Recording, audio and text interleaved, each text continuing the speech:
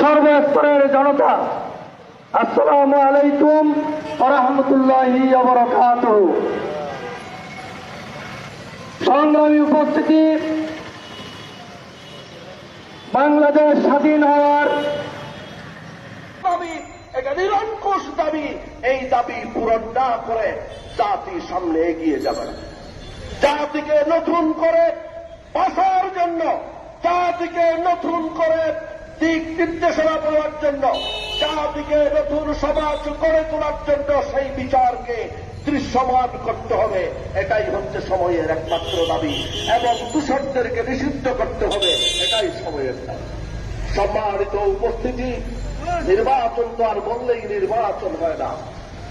এখানে রাতের আধারে ডাকাতি হয়েছে, ভোট ডাকাতি।